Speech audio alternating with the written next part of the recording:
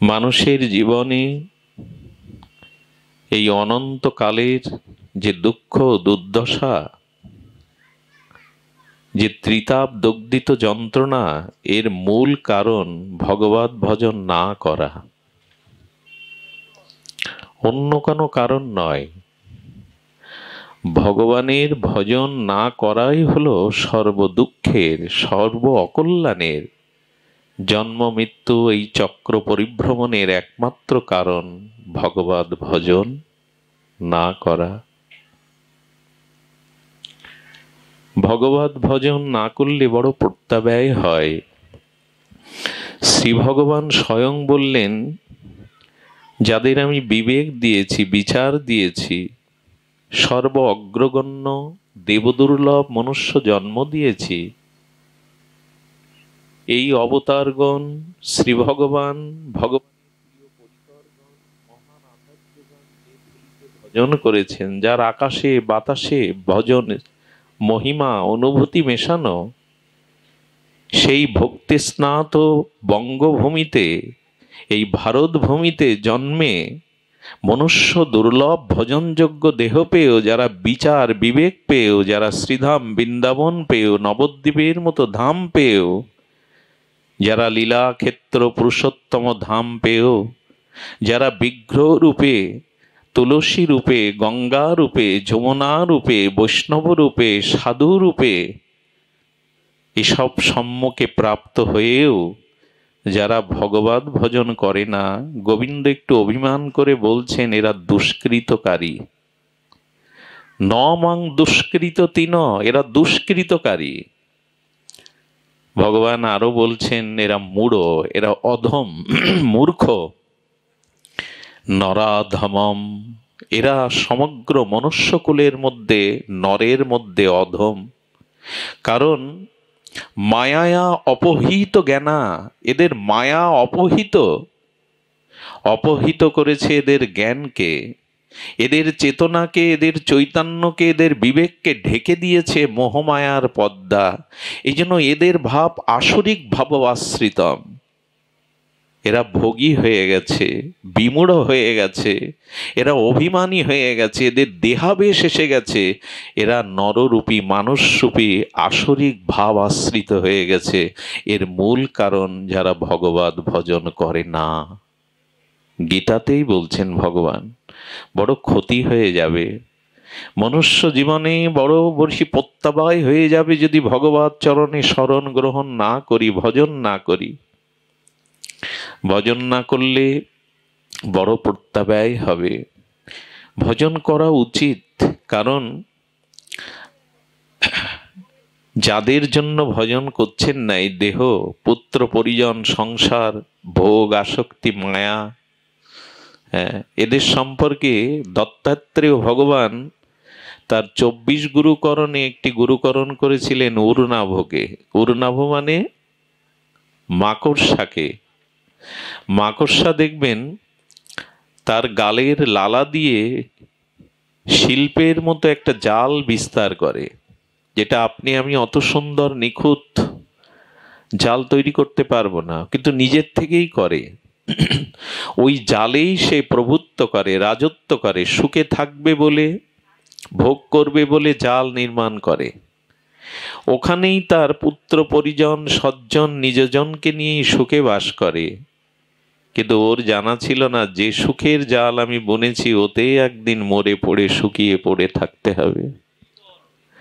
আমরাও তেমনি রূপ ও যৌবন, ভোগ বিলাস, স্ত্রী পুত্র মোহের একটা জাল বুনেছি। বড় সুখে থাকবো, ভোগের মধ্যে থাকবো, আনন্দে থাকবো, কিন্তু ওই মোহমায়ার জালেই আটকে অনন্ত জীবন পিছিয়ে পড়ি, স্খলিত হয়ে পড়ি। ভগবানকে ভুলে, সেই ভগবানের উপাসনা আরাধনা ভজন পরিত্যাগ করে এই মোহমায়ার জালে আমরা আটকে যাই। কিন্তু কথা সেটি নয়। ওর মৃত্যুর পরে দেখবেন, আজ বাড়ি গিয়ে পরীক্ষা করবেন, ওই মাকড়সা জালের মধ্যে আটকে যখন মারা যায়, তখন ওর দেহের ভিতরে যে পদার্থগুলি ছিল, যেমন আমাদের হাড় আছে, অমুক তমুক, ওই পদার্থগুলো দেখবেন খুঁজে পাবেন না, শুকনো। কারণ কি জানেন? যাদের জন্য জাল এঁটেছিল বুনেছিল তারাই ওর ভেতরটা খেয়ে ফেলে। আমরা যাদের জন্য ভগবানকে ভুলে শুধু সংসারই করে গেলাম, দেহ ভোগ করে গেলাম, স্ত্রী আমার, পুত্র আমার, এরা না হলে আমার জীবন চলবে না, এদের প্রতি প্রবল আসক্তিতে যখন জীবন কাটালাম, তখনই এরাই আমার বিবেককে, আমার চেতনাকে, আমার হরিভক্তিকে, আমার কল্যাণের পথকে এরাও করে করে খেয়ে ফেলে এরা। বুঝতে পারি না আমরা। যাদের জন্য এই সংসারের মায়ার জাল বুনেছি তারাই খেয়ে ফেলে। ভগবত ভজন না করলে বড় প্রত্যাবায় হবে। কেন জানেন? ব্যষ্টিতে সমষ্টির শক্তি সংক্রামিত হয়, ব্যষ্টি সমষ্টির শক্তিতেই শক্তিমান হয়। হ্যাঁ, বহুল প্রচলিত, বহুল দার্শনিক আচার্য বিবেচ্য কথা হলো যে ভগবানকে মান্যতা না দিলে, ভগবানের আদেশ নির্দেশকে জীবনে গ্রহণ না করলে কি হবে? বলে অসুস্থ হয়ে যেতে হবে। সুস্থতা আর পাবেন না। না, শারীরিক সুস্থতার কথা বলছি না, ভবরোগে আপনার মন, আপনার চিত্তবৃত্তি অসুস্থ হয়ে যাবে, সুস্থ পথে আর যেতে পারবেন না। হ্যাঁ, কেমন জানেন? আচ্ছা, আমার দেহটা অংশী, আর এই দেহ অংশীর হাতটা অংশ।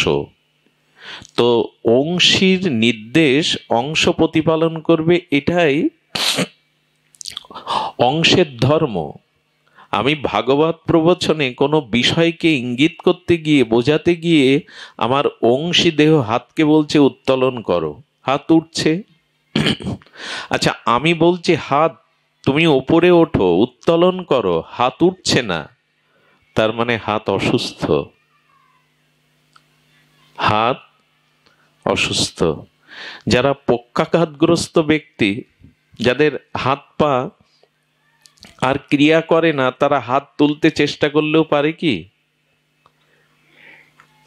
অংশীর কথা অংশ শুনছে না মানে কি? মানে অংশ অসুস্থ। আমরা ঈশ্বরেরই তো অংশ, তার কাছ থেকেই তো এসেছি। দেহটা রক্ত মাংসের রজবীর্য দিয়ে পিতামাতা দিয়েছে, কিন্তু আত্মা পিতামাতা দেয়নি। আর আত্মাই দেহকে ধরে রেখেছে, দেহ আত্মাকে ধরে রাখেনি। এই জন্য ঈশ্বর অংশী, আমি অংশ। তা যখন দেহ অংশীর অংশস্বরূপ হাত আমার কথা শুনছে না, উঠছে না, তার মানে হাত অসুস্থ। যারা ঈশ্বরের ভজন, ঈশ্বরের নির্দেশিত পথে না চলে, তারাই জগতে অসুস্থ, তারা মানসিক বিকারগ্রস্ত, তারা অসুস্থ। এই জীবনে শুদ্ধতা প্রয়োজন, এই জীবনে শুচিতা, শুদ্ধতা, নির্মলতা বড় প্রয়োজন। কিন্তু জীব নির্মল হবে কি করে? এই জন্য ভগবান বলছেন আমার সাথে যুক্ত হও, না হলে শুদ্ধতা আসবে না।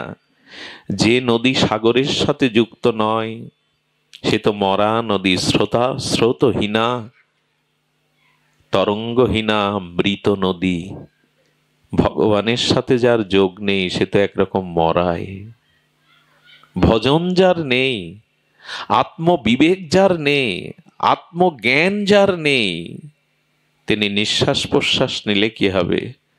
তিনি মৃত। ভজনহীন জীবন, নিঃশ্বাস প্রশ্বাস ক্রিয়া প্রতিক্রিয়া চললেও, রবটও তো চলে, রবট তৈরি করে বিজ্ঞানীরা এখন, প্রযুক্তিবিদ্যা, কিন্তু তার প্রাণ নেই, আত্মা নেই, যন্ত্রচালিত রোবট। তো মানুষ কাজ করলে, ক্রিয়া করলে, চলাফেরা করলেই কি নিঃশ্বাস প্রশ্বাস নিয়েই, খাওয়া দাওয়া, ঘর বাড়ি, সুখ স্বাচ্ছন্দ্যে থাকলেই কি বেঁচে আছে? বলে যাদের ভগবত ভজন নেই, তারা একরকম মৃত, তারা মৃত। এই জন্য বড় প্রয়োজন ভগবত ভজন পরায়ণ হওয়া। এই ভজন না হলে আমাদের জীবনে শুদ্ধতা আসবে না। এই জন্য সর্বোপরি ভগবত ভজনটা শুরু হয় কবে জানেন? আমাদের জীবনে ভগবত ভজন শুরু হওয়ার শুভক্ষণ, সেই মহামাহেন্দ্রক্ষণ আসে যখন আপনার আমার জীবনে শ্রী গুরু কৃপা শুরু হয়, শ্রী গুরুচরণ আশ্রয় হয়। এছাড়া ভজন শুরু হয় না। শাস্ত্র বলেছেন শ্রীগুরু হলো ভবরোগ নিবারক। এই পুনঃ পুনঃ মাতৃজঠরে জন্ম মৃত্যু, এই জগতে আসা যে মহারোগ, ভব মানে সংসার, রোগ মানে আসা যাওয়া, জন্ম মৃত্যু চক্রে পুনঃ পুনঃ আসা যাওয়া, তো এই ভবরোগ ব্যাধি একমাত্র শ্রীগুরু চরণ আশ্রয় করলেই যায় এই রোগ। এখানে আপনাদের কেন সারা বাংলাদেশের মধ্যে অন্যতম একজন ডাক্তারবাবু আসেন, সশ্রদ্ধ ভগবত প্রেমী, উনি মাটিতে বসেই পুরো পাঠ শোনেন, নাম নাই নিলাম। ওনারা দেহের রোগ ভালো করতে পারে, কত সুনাম, কিন্তু না, আমাদের এই ভবরোগ কিন্তু কোনো জগতের ডাক্তার মিটাতে, এই যে পুনঃ পুনঃ জন্ম মৃত্যু চক্রের যে রোগ, এই রোগ শ্রীগুরু বৈষ্ণব সাধু ছাড়া মিটাতে পারবে না। এই জন্য শ্রীগুরু হলো ভবরোগ নিবারক, ভবরোগ নিবারক। সেই গুরুচরণ আশ্রয় আমাদের একান্ত প্রয়োজন। সময় কিন্তু চলে যাচ্ছে, স্রোত কিন্তু দেখুন সময় এত দ্রুত বয়ে যাচ্ছে। আজকে যে নদীতে যে ঘাটে আপনি স্নান করলেন, আগামীকাল যদি স্নান করেন আপনি সেই নদীতে স্নান করেননি, সেই জলে স্নান মনে হচ্ছে একই ঘাট, একই তরঙ্গ, একই জল, কিন্তু সেই জল বয়ে গেছে, অনেক দূর চলে গেছে, নূতন কোনো জলে আজ স্নান করেছেন। মনে হচ্ছে একই নদী, একই ঘাট, একই জল বয়ে গেছে। প্রতিটা ক্ষণ, প্রতিটা মুহূর্ত চলে যাচ্ছে, জীবন থেকে হারিয়ে যাচ্ছে। সূর্য উদয় থেকে অস্ত আমাদের আয়ু কেটে যাচ্ছে, কাল আমাদের এক একটা দিন সংকীর্ণ হয়ে আসছে। এই জন্য ভাবতে হয় সময় চলে যাচ্ছে, খুব দ্রুত সময়। এই জগৎটা তো ঘুরছে, প্রচন্ড বেগে ঘুরছে, আমরা সবাই ঘুরছি এখানে বসে, বুঝতে পারছি না। তেমন আমাদেরও সময় ক্ষীণ হয়ে আসছে, জীবনের আয়ু সূর্য অস্তমিত হতে যাচ্ছে। এই জন্য জাগো, ওঠো, উত্তিষ্ঠিত জাগ্রত প্রাপ্য বরানন নিবেদত। ওঠো, জাগো, এবার লক্ষ্যে পৌঁছানোর প্রস্তুতি নাও। আর কতকাল ঘুমাবে? জীব জাগো, জীব জাগো বলে গোরা চাঁদ ডাকে। ভগবান ডেকে ফিরেছেন কখনো মুরলীর ধ্বনিতে, কখনো উদ্যত্ত হরিনামের ধ্বনিতে, কখনো গীতা ভাগবতের মহাবাণীতে, কখনো উপনিষদের ব্রহ্মসূত্রে ঋষিরা গেয়ে উঠেছেন, ওঠো এবার জাগো, আর বিষয় ঘুমে ঘুমিও না। কিন্তু সেই আহ্বান, সেই ডাক আমাদের কর্ণে পৌঁছায়নি। কর্ণে পৌঁছাবে কি করে? শ্রীগুরু কৃপা না হলে, সাধু বৈষ্ণবের কৃপা না হলে ডাক কানে আসবে না, কোনোদিনই আসবে না। আমরা একমাত্র ঘুমিয়ে আছি। তো এই জন্য আমরা যারা গৃহী সংসারী, তাদের জন্য মহাপ্রভুর ক্রিয়া করুণা কম নয়। মহাপ্রভুর সত্যরাজ খান বসু রামানন্দকে বলেছিলেন, গৃহে থাকো, গৃহে থেকে কাজ নেই, সংসারে থাকো, গারস্থ ধর্ম পালন করো। তবে মহাপ্রভু এই গারস্থ গৃহী জীবদের জন্য বসু রামানন্দ সত্যরাজ খানের জন্য একটা নির্দেশ দিয়েছিলেন। একটু ধ্যান দিয়ে শুনুন, আমাদের করণীয় কি? আমরা যারা গৃহী, আমাদের ব্যবসা, চাকরি, আয়, উন্নতি, পরিবার পরিজন, দুঃখ কষ্টের সাথে দিনরাত যুদ্ধ করতে হয়। আমরা সংসারে পড়ে ভগবানকে কি করে পাবো, এ সমাধান, এ সদুত্তর, এর মীমাংসা মহাপ্রভু দিয়ে গেছেন। কি দিয়ে গেছেন? গৃহস্থ বিষয়ে আমি কি মোর সাধনে। সত্যরাজ খান বসু রামানন্দ জিজ্ঞাসা করছেন মহাপ্রভুর চরণে, যে গৃহস্থ বিষয়ে আমি কি মোর সাধনে, শ্রীমুখে আজ্ঞা করো প্রভু নিবেদি চরণে। মহাপ্রভুর কাছে পুরীধামে সত্যরাজ খান বসু রামানন্দ আমাদের প্রতিনিধি হয়ে জিজ্ঞাসা করছেন, প্রভু আমি গৃহী, আমি বিষয়ী, তোমার শ্রীমুখে আজ্ঞা করো প্রভু, তোমার চরণে এই নিবেদন আজ্ঞা করো কি করণীয়। প্রভু কহে কৃষ্ণ সেবা বৈষ্ণব সেবন। কে বলছেন কথা? শ্রীকৃষ্ণ চৈতন্য পরতত্ত্ব। মহাপ্রভু আজ্ঞা দিচ্ছেন গৃহীদের কি কর্ম, গৃহীদের করণীয় কি। বলছেন প্রভু কহে কৃষ্ণ সেবা বৈষ্ণব সেবন, নিরন্তর করো কৃষ্ণ নাম সংকীর্তন। প্রভু মুখের আজ্ঞা। কেউ কেউ মনে করবে আচ্ছা মহাপ্রভু আমাদের গৃহীদের জন্য কি উপদেশ দিয়ে গেল। এই দেখুন তিনটি উপদেশ এখানে লক্ষ্য করার মতো। কি বললেন? প্রভু কহে কৃষ্ণ সেবা। আমাদের সংসারটাকে মন্দির করা যায়, সংসারটাকে শ্রীমন্দির করা যায়, গৃহটাকে আশ্রম করা যায়। মহাপ্রভুর ভক্তগণের মধ্যে ত্যাগ বৈরাগ্যে ন্যাসী সন্ন্যাসী হাতে গোনা মাত্র কয়জন? হাতের কড় গুনে বলে দিতে পারবেন এই কয়জন মহাপ্রভুর লীলা বা তার লীলাতে, তার প্রকট লীলাতে কয়েকজন মাত্র হাতে গোনা ত্যাগী। কিন্তু মহাপ্রভুর প্রায় ভক্তরা সব গৃহী। অদ্বৈত আচার্য, নিত্যানন্দ প্রভু, শ্রীবাস পণ্ডিত সবই তো গৃহী। মুকুন্দ কবিরাজ সহ, সেন সেবানন্দ সহ সকলেই, প্রায় সকলেই, স্বরূপ গোস্বামী, স্বরূপ দামোদর, রায় রামানন্দ, হাতে গোনা কয়েকজন কেবল ত্যাগী, ন্যাসী, সন্ন্যাসী, কিন্তু সবই তো গৃহী। সেন সেবানন্দ, রায় ভবানন্দ, পঞ্চপুত্র সঙ্গে নাচে রায় ভবানন্দ, তিন পুত্র সঙ্গে নাচে সেন। সবাই গৃহী, পুত্র কন্যা আছে এদের। আমাদেরও তো আছে। আমাদের পথ কি? মহাপ্রভু বললেন প্রভু কহে কৃষ্ণ সেবা। ভগবানের সেবা ব্যতীত, ভগবত সেবা ব্যতীত চিত্ত নির্মল হবে না, গৃহ আশ্রম হবে না। এই জন্য নিবেদন করব নিজের গৃহে, নিজের গারস্থ আশ্রমে ভগবানের একটি সুন্দর জায়গা তৈরি করুন। আমি মন্দির বানাতে বলছি না, গৃহটাকেই মন্দির করুন। গৃহটাকে মন্দির করতে গেলে ওই ইট কাঠ দিয়েই তো মন্দির তৈরি হয়। আপনার আমার গৃহ ইট কাঠ মৃত্তিকা তত্ত্ব দিয়েই তৈরি। তবে গৃহটা মন্দির কবে হবে জানেন? যেদিন অনাচার ছেড়ে দিতে পারবেন গৃহে। আচ্ছা আমরা যে রাজমিস্ত্রির দ্বারা একেবারে পাথর কংকর প্লেট বসিয়ে মন্দির করি, ওই মন্দিরে কাউকে বিড়ি টানতে দেখেছেন? গোবিন্দ মন্দিরে কেউ উঠে বিড়ি টানে? গৃহে যদি এই নেশা না হয়, এটাও মন্দির। মন্দিরে কোনো অখাদ্য যদি না তোলে কি কেউ? শ্রীমন্দিরে, প্রভু সুন্দরের মন্দিরে, গোবিন্দ মন্দিরে কেউ অখাদ্য তোলে কি? নিষিদ্ধ খাদ্য তোলে কি? গৃহটাকেই মন্দির করো, গোবিন্দকে সেবা দিয়ে প্রসাদ পাও, স্থানটা পবিত্র রাখো। অনেক ঘরে ঠাকুর আছে, সে ঘরে মানুষ জুতো পায়ে দিয়ে চলাচল করে। এগুলো অভিশাপ নিতে হবে, মর্যাদা লঙ্ঘন করলে অভিশাপ নিতে হবে। গৃহটাই জ্বলবে। আরে এক গোপীর ঘরে ননীচোর, বৃন্দাবনের মনোচোর আর নবনীত চৌরম শ্রী গোপাল চুরি করতে গেছে। গোপীমারা ঘর থেকে ননী মাখন সব সরিয়ে রেখেছে ভাণ্ড। গোবিন্দ পেল না, বোকা বেনে যাবে, ওরা আনন্দ পাবে। গোবিন্দ যাচ্ছে আর গোপীরা গোবিন্দকে আনন্দ দেওয়ার জন্য বলছে চোর যায়, চোর যায়, চুরি করতে এসেছিল, কিছু পায়নি ঘরে, চোর ফিরে যায়।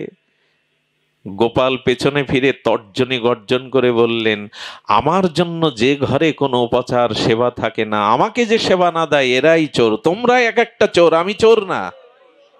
যে ঘরে আমার কোনো উপচার নেই, যে ঘরে আমার সেবার ব্যবস্থা নেই, আমাকে না দিয়ে যারা পায় তারাই চোর। গোপীমাদের বলছেন আমি আবার আসব, আমার জন্য যদি ঘরে কিছু সুরক্ষিত না রাখো, আয়োজন না রাখো, ঘরে আমি আগুন জ্বালিয়ে দেব। নন্দের বেটা, তুমি ঘরে আগুন দেবে? বলো বাইরের আগুন না। আরে বাইরের আগুনে পুড়ে গেলে তো আবার ঘর বাঁধতে পারবে। আমি অশান্তির আগুনে তোমাদের সংসার আর ওই ঘরে যারা আছে তাদের জ্বালাবো। আজকে জ্বলছেও সংসার। ছেলেকে বিশ্ববিদ্যালয়ে পাঠিয়ে আপনি শান্তিতে নেই, ড্রাগ আসক্ত হলো না তো, অসৎ সঙ্গে জড়িয়ে গেল না তো, বিশ্ববিদ্যালয়ে পাঠিয়েও ঘুম নেই পিতামাতার। সংসারে স্বামীকে স্ত্রী বিশ্বাস করে না, স্ত্রীকে স্বামী বিশ্বাস করে না, এ আগুন কিভাবে নেভাবেন? গোবিন্দ বললেন, যে ঘরে আমার উপচার নেই, আমার সেবা নেই, সে ঘরে আমি আগুন জ্বালাবো, ঘর সহ ঘরের মানুষগুলো পুড়ে মরবে। পুড়ছি তো আমরা।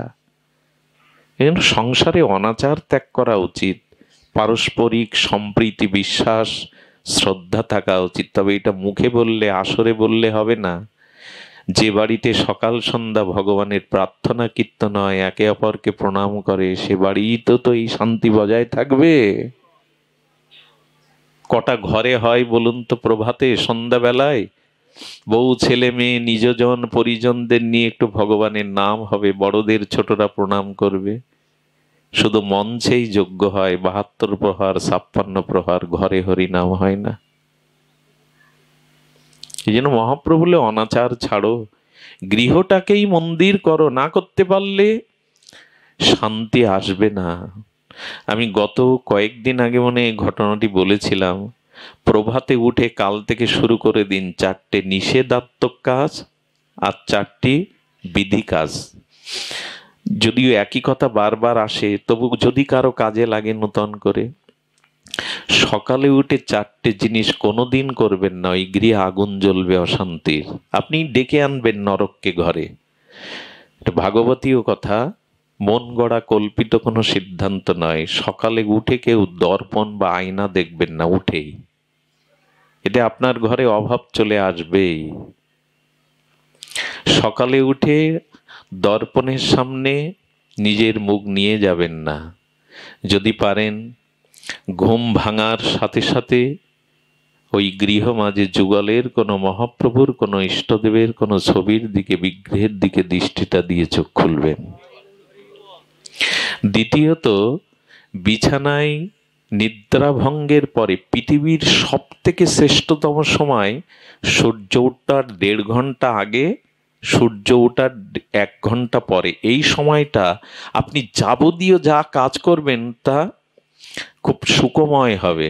বলে ভোরের ঘুমটা যে খুব সুখময়, বলে ওই সময়টা সুখময় বলে ঘুমটা সুখময় হয়। ওই সময় যা করবেন তার একটা প্রতিফলন ক্রিয়া করবে। দ্বিতীয় কাজ হলো, ঘুম বা নিদ্রাভঙ্গের পরে বিছানায় কিছু খাবেন না। এখন আর এ কথা, আমরা কত উন্নত যুগে পৌঁছেছি। সকালবেলা উঠে চা বিছানায় বসে, এগুলো সব অমঙ্গলের, অনাচারের কারণ। চা খেতে পারেন, আপনি উঠুন, হাত পা প্রক্ষালন করুন, শুচি শুদ্ধতার পরে মুখে কিছু দিন, বিছানায় বসে দিবেন না। এই বিছানাতে আহার করাটা দরিদ্র এবং অভাবকে সংসারে ডেকে আনা। তৃতীয় কাজ, প্রভাতে যদি ঘুম ভেঙে যায় তখন শারীরিক কাম কামনা কোনোদিন পূর্ণ করবেন না, এতে অভিশাপ নিতে হবে। চতুর্থটা হলো, সকালবেলা বিছানার থেকে ঘুম ভঙ্গের পরে দয়া করে প্রথম কথা যার সাথে বলবেন, রুষ্ট দৃষ্টি দিয়ে বা ঝগড়া মনোভাব নিয়ে প্রথম কথাটা কারোর সাথে বলবেন না, একটু হেসে মধুময় করে কথাটা বলবেন। সকালবেলা উঠেই বিছানার কারণে, কোনো কারণে আপনি উত্তেজিত হয়ে বাদিয়ে দিলেন। ৪টি জিনিস নিষেধ, এটা করবে। ৪টি জিনিস বিধি আছে, এটা করলে আপনার সুমঙ্গল, সৌভাগ্য ঘরে দেখা দেবে। ঘুম ভাঙ্গার সাথে সাথে শাস্ত্রে বলেছে নিজের হাত দেখো। জ্যোতিষী হতে বলছেন? জ্যোতিষী হতে বলছেন না। এটা সুন্দর তত্ত্ব আছে। হাতের অগ্রভাগ দেখতে হবে, অঙ্গুলির অগ্রভাগ। এখানে অগ্রভাগ দেখে সংস্কৃতি দরকার নেই। হ্যাঁ, বলেছে কর অগ্রে বসতি লক্ষ্মী, এখানে লক্ষ্মী বসে আছে। আর কর মধ্যস্থিত সরস্বতী, এখানে আছে জ্ঞান। আর স্কন্দ, যেটা হাতের মূল গোড়া, এখানে শ্রী গোবিন্দকে দেখবেন। এভাবে কাল থেকে শুরু করুন, অনুভব করুন।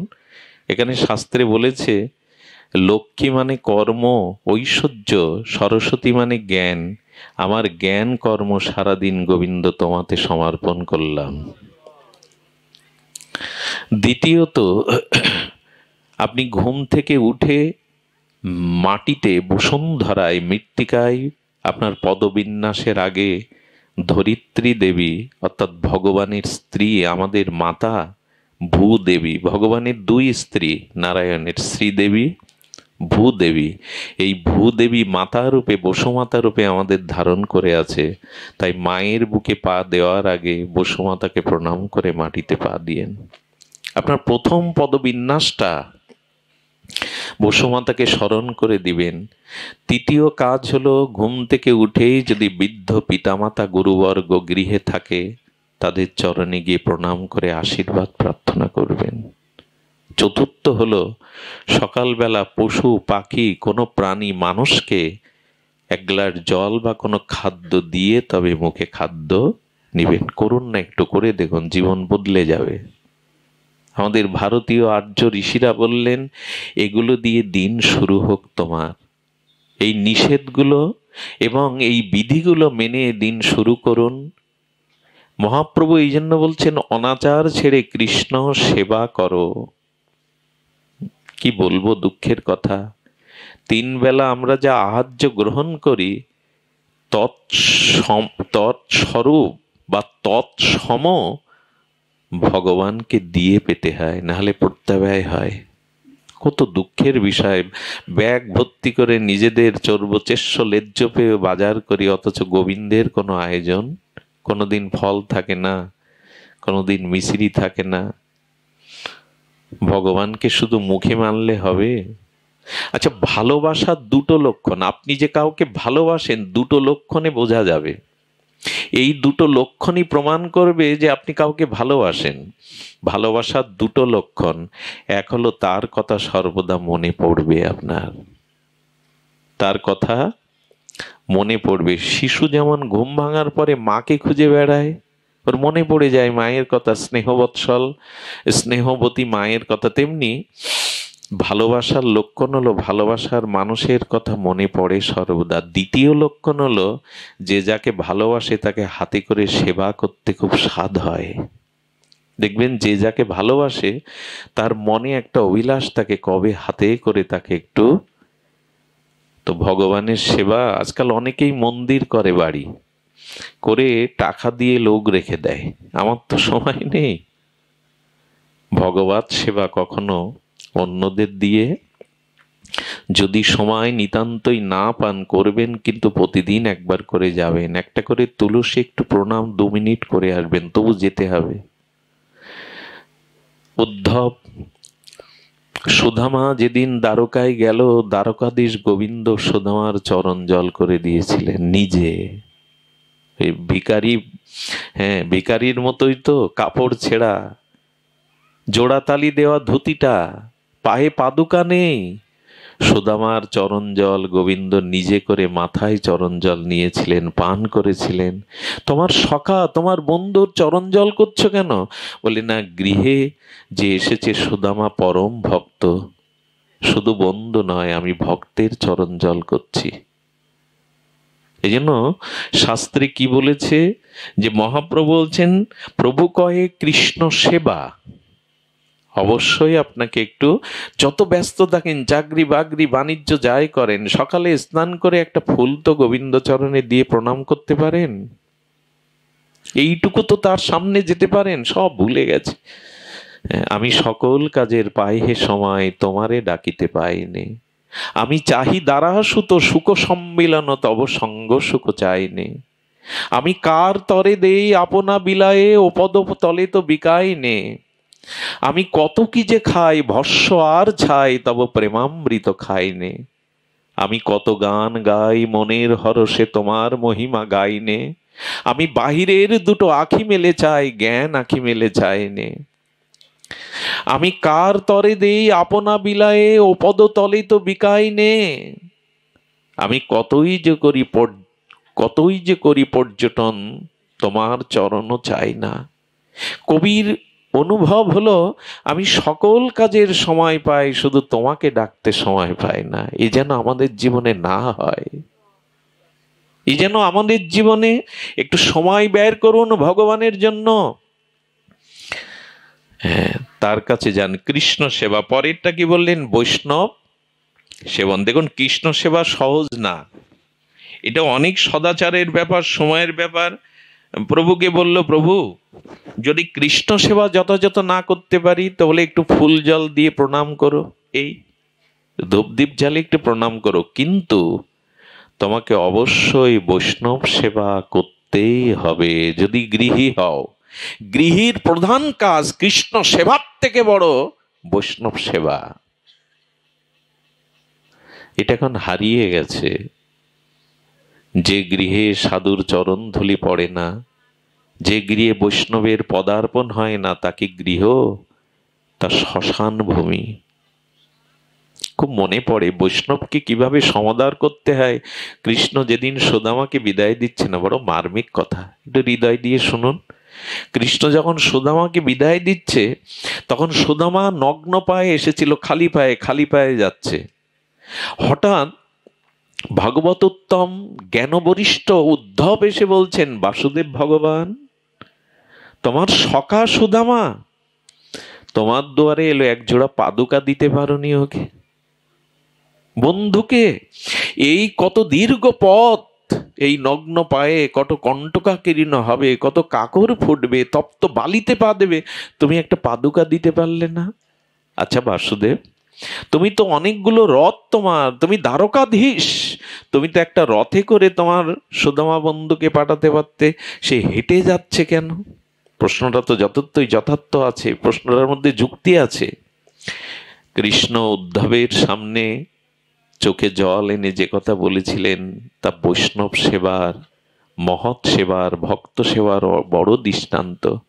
উদ্ধব, আমি সারা রাত ভেবেছিলাম আমার সখাকে আমি রথে চড়িয়ে পায়ে দুটো পাদুকা পরিয়ে পাঠাবো, কিন্তু সিদ্ধান্ত আমি বদল করেছি। কেন জানো উদ্ধব? আমি দ্বারকাধীশ, আমি দ্বারকায় থাকি, কিন্তু এই দ্বারকার মাটি পবিত্র হবে না যদি সুদামার মতো ভক্তের পায়ের ধুলো দ্বারকায় না পড়ে। আমি পাদুকা দেয়নি এই জন্য যে আমার দ্বারকার মাটিও পবিত্র হবে, সুদামার মতো ভক্তের চরণ ধুলি যদি এই মাটিতে পড়ে। আহা, স্বয়ং অখণ্ড পরতত্ত্ব গোবিন্দ বলছেন, সুদামার পায়ের ধুলি পড়লে আমার দ্বারকা ধন্য হবে। আচ্ছা, তুমি একটা রথে করে তো পাঠাতে পারতে তোমার সখাকে, কেন রথে পাঠালে না? কি বলছে শুনুন। কৃষ্ণ বলছে, সুদামাকে আমি রথে চড়িয়ে পাঠাতে পারতাম, কিন্তু উদ্ধব দেখো, এই নয়নের সার্থকতা কিসে জানো? আহা, গোবিন্দ বলছেন, আমরা যে নয়ন পেয়েছি, চোখ পেয়েছি, আঁখি পেয়েছি, এর সার্থকতা কি জানো? আমি যদি আমার প্রাণ সখা সুদামাকে রথে চড়াতাম, তাহলে পলকের মধ্যে, মুহূর্তের মধ্যে রথ আমার চোখের আড়াল হয়ে যেত। আমি রথে দেইনি কেন জানো? এ চোখের সার্থকতা যতক্ষণ ভক্ত দর্শন করা যায়, ভক্তের দিকে দৃষ্টি যায়, তাই আমি রথে চড়াইনি। যতদূর সুদামা হেঁটে যায়, আমার নয়ন সার্থক হবে যদি নয়ন মেলে তাকে দেখি। এই জন্য গৃহে কোনো সাধু এলে, গুরুজন এলে, তাকে কিছু পথ এগিয়ে দিতে হয়, এটা নিয়ম, কিছু পথ যেতে হয়। এই জন্য কৃষ্ণ সেবা একটু কম হোক তাতে ক্ষতি নেই, কিন্তু বৈষ্ণব সমাদর, বৈষ্ণব সেবা, গুরু সেবা যেন হয়, নাহলে সে গৃহ নয়। অতিথি নারায়ণ কথাটা আমরা বলি, কিন্তু আজ আর সেই কথাটা আমাদের কাছে সত্য খুব নয়। তবে এই বৃহত্তর ফরিদপুর অঞ্চলটা, এই মাটিটার কিছু গুণ আছে। এই মাটিটা এমন করে গড়া, আলো বাতাস, এখানে অতিথি পরায়ণ। আপনারা বারবার আমি বলি, সারা বাংলাদেশেই বলি, বৃহত্তর ফরিদপুর, সিলেট, এই অঞ্চলগুলো, এরা যেভাবে অতিথি সেবা, বৈষ্ণব পরায়ণ, এটা খুব কম জায়গায় পাওয়া যায়। আপনাদের মাটিতে এসে কথা বলছি না, এটা প্রসিদ্ধ কথা।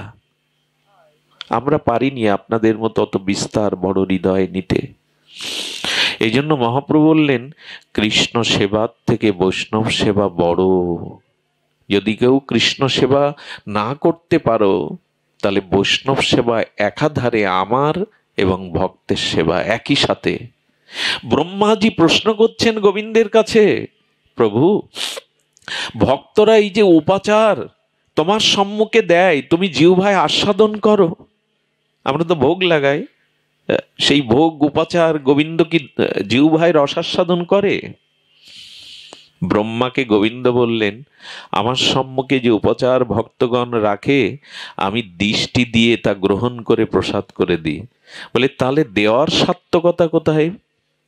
হে গোবিন্দ, ভক্ত তোমার জন্য কত সুচারু রূপে প্রাণ ঢালা অনুরাগ নিয়ে উপচার করলো, তুমি তা জিহ্বায় রসাস্বাদন করো না?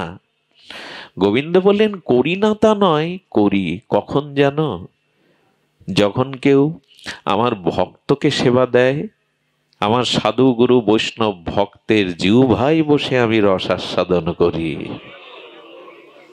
এই জন্য কৃষ্ণ সেবার থেকে বৈষ্ণব সেবা বড়, এটাই শাস্ত্র নির্ণয় করেছে। গোবিন্দ বলছে, যে আমাকে সম্মান করে, আমাকে সেবা করে, সে আমার ভক্ত না। যে আমার ভক্তের সেবা করে, ভক্তকে সম্মান করে, সেই আমার ভক্ত। এই জন্য হ্যাঁ, একটা যুক্তি আমরা খাড়া করি, এখন ভালো সাধু পাওয়া যায় না, বিশ্বাসী বৈষ্ণব পাওয়া যায় না, কাকে আদর করবে এই বিচার ছেড়ে দিন। কার মধ্যে কি সত্তা, কি ভক্তি, কি স্তর আছে, এটা আপনার আমার বোঝার ক্ষমতা নেই। একটা কথা মনে পড়লো, জানেন, সাধুগুরুর কৃপা ছাড়া কারোর কিছু হয় না। খুব বড় দৃষ্টান্ত, আগেও শুনেছেন, বারবার শতবার শুনলেও নব নবায়ন মান ভক্তি সিক্ত হবে হৃদয়। বৃন্দাবনে এক সাধু ঘুরে বেড়াতো, কিন্তু তাকে কেউ সাধু বলতো না। বৃন্দাবনে একজন পরিভ্রমণ করতেন, তাকে কেউ সাধু বলতো না, সন্ন্যাসী বলতো না, অথচ তিনি খুব গভীর একজন সন্ত, সন্ত শিরোমণি ত্যাগী। তাকে কি বলতো জানেন? যশ সাহেব। কি বলতো? যশ সাহেব। একজন নবীন ভক্ত এক বাবাজি মহারাজের কাছে, প্রাজ্ঞের কাছে, প্রাচীনের কাছে, প্রাচীন মূর্তির কাছে প্রশ্ন করছে, ওনার সাধু, সর্বত্যাগী উনি, ওনাকে সাধু না বলে, বাবাজি না বলে সবাই যশ সাহেব বলে কেন? বলে, উনি বিহারের পাটনায় এক সময় জেলা জজ ছিলেন। তো জেলা জজ এরকম কাঙাল ছেঁড়া কাপড় পরে গাছতলায় বৃন্দাবনে ঘুরছে কাঙাল হয়ে কেন? উনি বললেন, তবে শোনো, আপনারাও শুনুন সেই ইতিহাস, সত্য ঘটনা। উনি পাটনার যখন জজ কোর্টে, তখন একটা কেস ওই জজ কোর্টে ওঠে ওনার তত্ত্বাবধানে, উনি বিচারক। সেই কেসটা কি জানেন? এক পল্লী গ্রামে ছোটবেলা থেকে একজন খুব সহজ সরল ব্যক্তি ছিল, লেখাপড়া না জানা। কেউ তাকে বলতো, কোথায় যাচ্ছ, কি বলবে, কি করবে, হাত তুলে সরল বিশ্বাসে বলতো, আমার রঘুপতি জানে, আমার রাম জানে, সব কথাতেই আমার রাম জানে। কিছু কিছু মানুষ আছে এমন সরল, লেখাপড়া জানে না, একেবারে গ্রামের সহজ সরল, কি বলবে, তো আমার রাম যা বলাবে। কি খাবে, আমার রাম যা খাওয়াবে। এই সরল ব্যক্তিটির বিবাহযোগ্যা মেয়ের বিয়ে দিতে পারছে না, টাকার অভাব। তার দুটো পুত্র তাকে বলল, বাবা, মহাজনের কাছ থেকে সুদে আনো কিছু টাকা, আমরা 3 বাপ বেটা খেটে খুটে টাকা পরিশোধ করে দেবো, কিন্তু বোনের বিয়ে তো দিতে হবে। তৎকালীন 10,000 টাকা আনলো সুদে।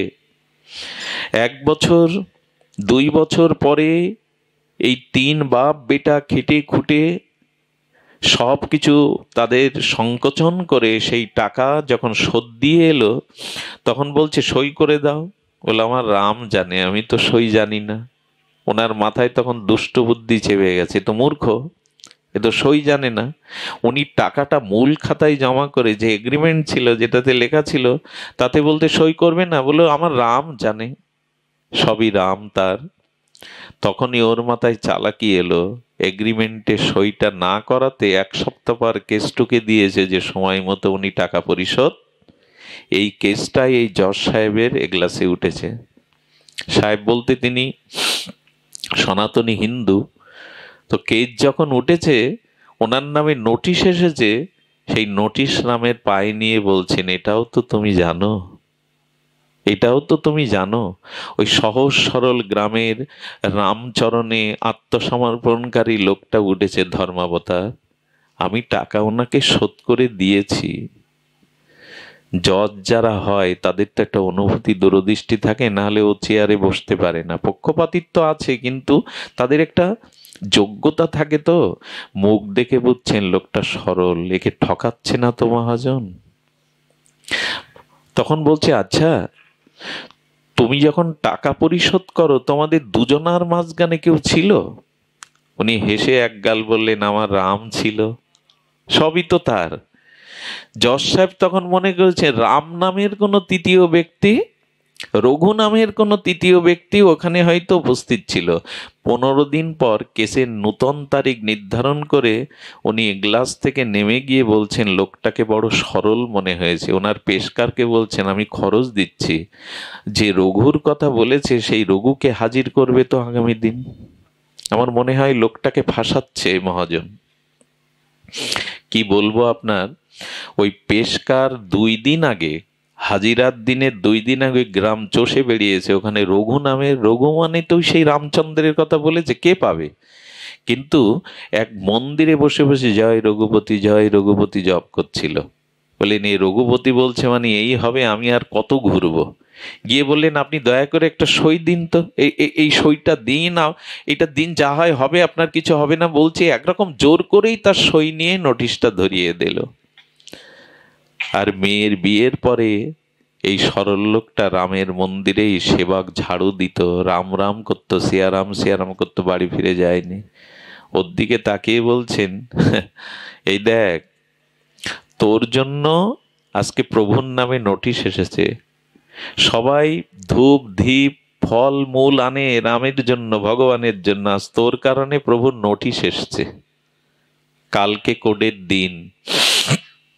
পূজারি কি করেছে জানেন? আহা, সাধুরা কি না করতে পারে। সারা রাত রান্না বান্না করে ভোরবেলা রঘুপতি রামকে ভোগ লাগিয়ে নূতন জামা পরিয়ে সাজিয়ে দিয়ে বলছে, হে রঘুপতি, সারা জীবন তোমার চরণে কিছু নিবেদন করিনি, কিন্তু এই অবলা সরলা লোকটা ফেসে যাচ্ছে। প্রভু, আজ তোমার নামে নোটিশ এসেছে। তুমি তো ভক্ত, ভক্তের বহন করো, ভক্ত রক্ষক তুমি। তুমি একটা উপায় করো, এই তোমায় সাজিয়ে দিচ্ছি, তুমি আজ কোর্টে যাবে ওকে বাঁচাতে।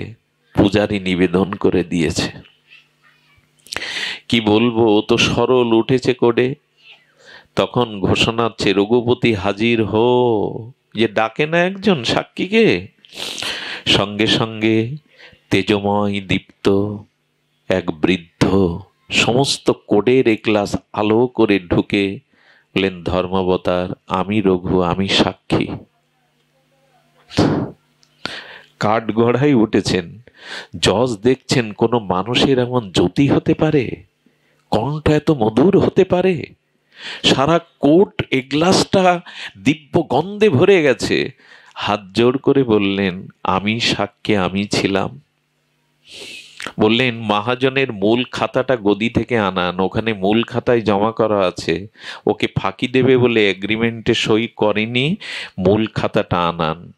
উনি মূল খাতা নিয়ে দেখলেন টাকা সই করা। ওনাকে কিছু সাজা জরিমানা দিলেন, আর কোর্ট থেকে নেমে গেলেন ওকে বেকসুর খালাস দিয়ে। হঠাৎ সেই কোড আলো করা দিব্য গন্ধ আর ওই দিব্য মূর্তি কোডের বারান্দা থেকেই উদাহ। জজ সাহেব তখন ওকে ডেকেছে, পেশকারকে দিয়ে, ওকে ডাকো তো। ওকে ডেকে বলছে, আচ্ছা, যে রঘু সাক্ষী দিয়ে গেল, ইনি ছিলেন তোমার কাছে, ইনি তোমার সেই সাক্ষী? বলে, না ধর্মাবতার, আমার রঘু তো আমার রামচন্দ্র, হয়তো তিনিই পাঠিয়েছেন, তিনিই পাঠিয়েছেন, আমার রামই হয়তো পাঠিয়েছেন। রাত্রে স্বপ্নেতে রঘুপতি রামচন্দ্র জজকে বললেন, আমার ভক্তের জন্য আমি তোমার কাঠগড়ায় উঠেছিলাম গো। আমার ভক্ত কি চিরকাল আমিই তো রক্ষা করি, আমার ভক্তের তো সমর্পণ আমার উপরে। যেই স্বপ্নেতে রঘুপতি রাজীব লোচন রামচন্দ্রের মর্যাদা পুরুষোত্তমের রূপ দেখেছেন, উনি উঠেই চিৎকার করে কাঁদতে শুরু করলেন, সারা রাত কেঁদে কি বললেন জানেন? আমি অপরাধী, আমি তোমাকে কাঠগড়ায় আটজোর করে তুলেছি ভগবান, সমস্ত জীবের বিচারক তুমি, আজ তোমাকেই আমি কাঠগড়ায় দাঁড় করিয়েছি। আমি যাকে ডাকলে, যাকে স্মরণ করলে প্রভু সাক্ষী হয়ে কাঠগড়ায় উঠতে পারেন, আমি আজ থেকে জীবনে তারই ভজন করব। সেই দিন থেকে কোর্ট থেকে ইস্তফা দিয়ে বৃন্দাবনে গিয়ে কাঙালের মতো ভজন করছেন উনি। কার কৃপায় হয় এটা? ওই ভক্ত কৃপায়। বৈষ্ণব সঙ্গ, সাধু কৃপা ছাড়া এই জগতে কিছু পাওয়া যাবে না। ভক্তি ভজন এগুলো ভক্তরাই দান করে। এই জন্য মহাপ্রভু বলে দিলেন কৃষ্ণ সেবার বৈষ্ণব সেবন। বৈষ্ণব সেবা করবে, তা না হলে সারিয়া বৈষ্ণব সেবা নিস্তার পেয়েছে কেবা। আমরা সেবা নিতে শিখেছি, সেবা দিতে শিখিনি গো। এই জন্য এই যে আঙিনাতে আমি দিব্য আরতি দেখে আসলাম, ব্রহ্মচারীগণ, সেবকগণ, তাদের যে সেবা অনুভূতি, তাদের যে সেবা ভাবনা, হরিপুরুষ বন্ধু সুন্দরের আশ্রিত ভক্তরা কি আদর করে ভালোবেসে তারা বুকে জড়িয়ে নিল। মানুষের মধ্যে সব থেকে বড় গুণ হলো সেবা ভাব। বাক্যের দ্বারা, আচরণের দ্বারা এবং প্রত্যক্ষ সেবার দ্বারা সাধুগুরু বৈষ্ণব সেবা করুন। এদের সেবা বিনা কোনোদিনই ভক্তি জগতে, অন্তর জগতে আত্মকল্যাণের পথে যাওয়া যাবে না। এই জন্য সেবা চাই। মহাপ্রভু তিনটে নির্দেশ দিলেন, একটা কৃষ্ণ সেবা, একটা বৈষ্ণব সেবন, আর একটা যখনই সময় পাবে হরিনাম সংকীর্তনের মালা নিয়ে বসবে, জপ করতে বসবে, যখনই সময় পাবে। এ কথা মানি কি? মহাপ্রভু বললেন কৃষ্ণ নাম সংকীর্তন নিরন্তর। নিরন্তর শব্দটা কেন দিলে প্রভু? নিরন্তর কি সংসারী মানুষের পক্ষে সম্ভব? বলে সম্ভব। মনটাকে দিয়ে মননের দ্বারা ভগবানের নাম স্মরণ করো সর্বদা, এটা পারা সম্ভব। নিত্য নিরন্তর ভগবানের নাম অভ্যাসটা করুন। নিত্য নিরন্তর নাম অভ্যাস করুন।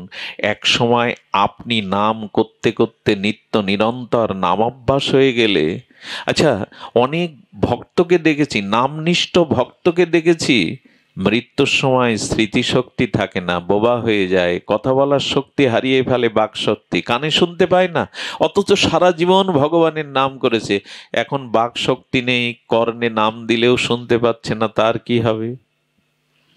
ভগবান কি বললেন জানেন? নিত্য নিরন্তর যারা আমার নাম আশ্রয় করেছে, মৃত্যুর সময় শারীরিক কারণে, প্রারব্ধের কারণে তাদের যদি স্মৃতিশক্তি, বাকশক্তি না থাকে, তখন আমি তার হৃদয়ে গিয়ে তার হয়ে নামটা করিয়ে নেই, আমি তার হৃদয়ে বসে কর্তব্য করে নেই। তখন দায়িত্বটা আমার।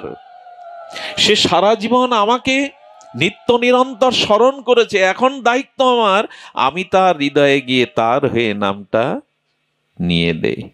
এই জন্য অনুরোধ করব, সময় পেলেই মনটাকে হরিনামের তরঙ্গে ভাসিয়ে দিন, নিত্য নিরন্তর। খাইতে শুইতে উঠিতে বসিতে যথাতথা নাম লয়। মহাপ্রভু এমন এক বিধান দিয়ে গেলেন, দেখুন, এমন নাম দিয়ে গেলেন। এই নাম সম্পর্কে একটা কথা বলা প্রয়োজন, কিছু অপরাধ নেবেন না। শ্রীমান মহাপ্রভুর আবির্ভাবের ৩৫ বছর পূর্বে ১৩৭১ কি ৭২ বঙ্গাব্দে আমাদের এই বঙ্গজননীর কোল আলো করে অবিভক্ত ভারতবর্ষের আজকের যেটা সেদিনের বুড়ন গ্রাম, আজকের যেটা কেড়াগাছি, এই কেড়াগাছিতেই ঠাকুর হরিদাস আবির্ভূত হয়েছিলেন, গৌর গণমধ্যে সর্ব অগ্রগণ্য। মহাপ্রভুর ৩৫ বছর পূর্বে হরিদাস এসেছিলেন। এই হরিদাসকে আপনারা সকলেই জ্ঞাত।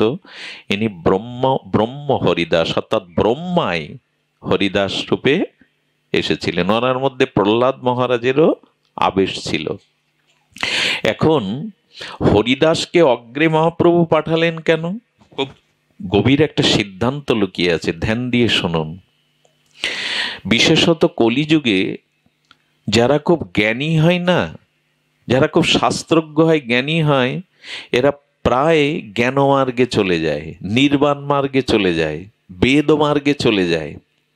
আর এই জাতীয় জ্ঞানীরা সবসময় বলে, যারা সহজ সরল, যাদের শাস্ত্র জ্ঞান অনুধ্যান করার মধ্যে মেধা নেই, যারা ভজন সাধন, বেদ পাঠ, হোম যজ্ঞ এসব করতে পারে না, এইসব সহজ সরল মানুষগুলোর জন্যই হরিনাম। এরকম একটা চিন্তা জ্ঞানীরা করে।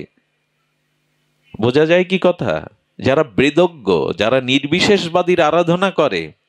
আর এই যুগে মহাপ্রভুর প্রকট কলাকালীন প্রকাশানন্দ সরস্বতীর মতো, যার মধ্যে ব্রহ্মজ্ঞান প্রকাশ হয়, 5,000 শিষ্য যার সামনে থাকে, কাশীর জীবন্ত জ্ঞানমূর্তি প্রকাশানন্দ সরস্বতীপাদ, তিনি পর্যন্ত মহাপ্রভুকে বললেন, এখানে ভাবকেলি চলবে না, এখানে এই নাচো গাও, হ্যাঁ মাটিতে গড়াগড়ি দাও হরিনাম, এই ভাবকেলি বলছেন, এগুলো ভাবকেলি চলবে না।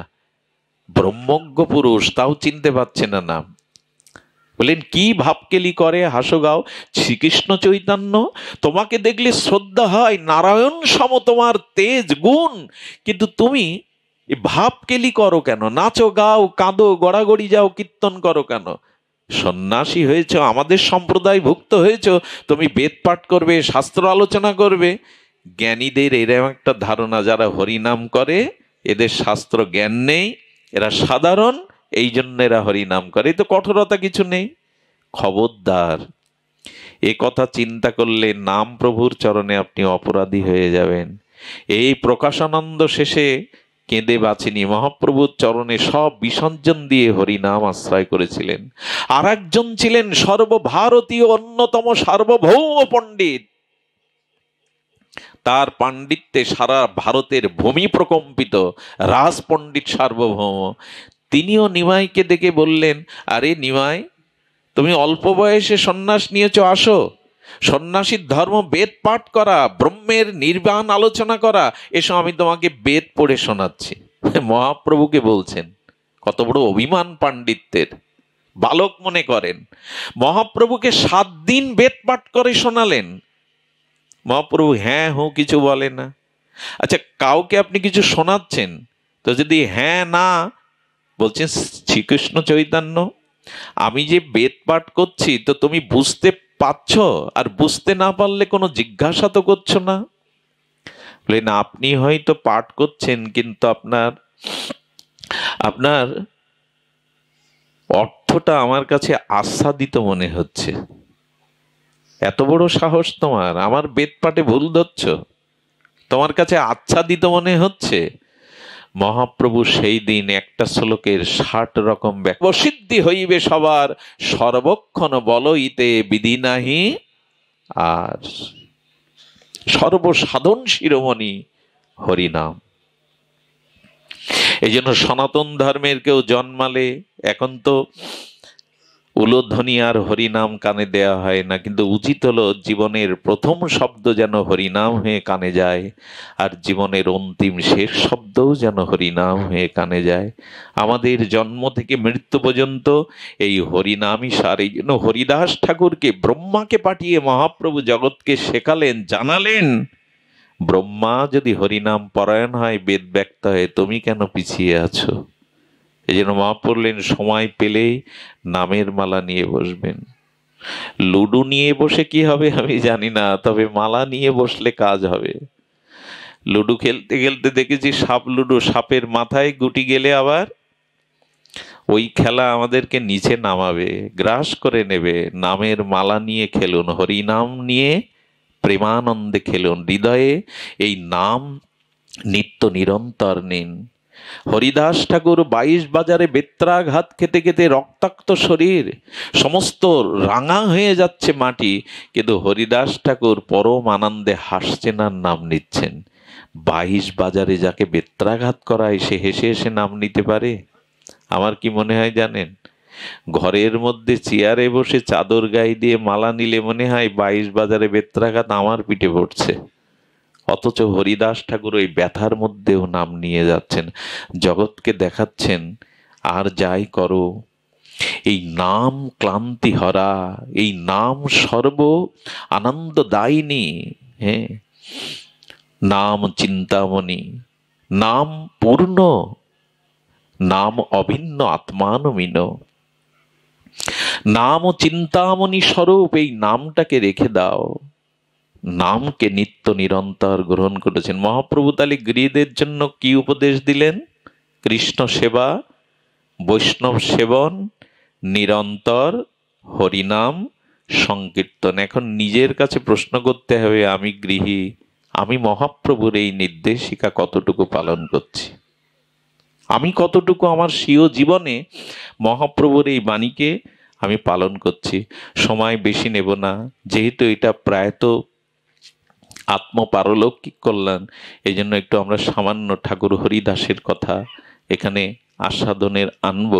ঠাকুর হরিদাস এই নাম প্রচারে এসেছিলেন এই জন্য যে তাকে দেখলেই সকলের মুখে নাম আপনি প্রকাশ হতো। যাহারে দেখিলে মুখে আইসে কৃষ্ণ নাম। মহাপ্রভু এমন একজনকে বেছে নিয়েছিলেন, ঠাকুর হরিদাসের নাম কি গো মানুষ শুনবে কি? ফুলিয়াতে আমার ভাগ্য হয়েছিল সেই গোপাটা এবার দেখে আসার। আমাদের প্রয়াত মোরারিমোহন বাবাজি মহারাজ জায়গাটা সংস্কার করেছেন, আশ্রম করেছেন।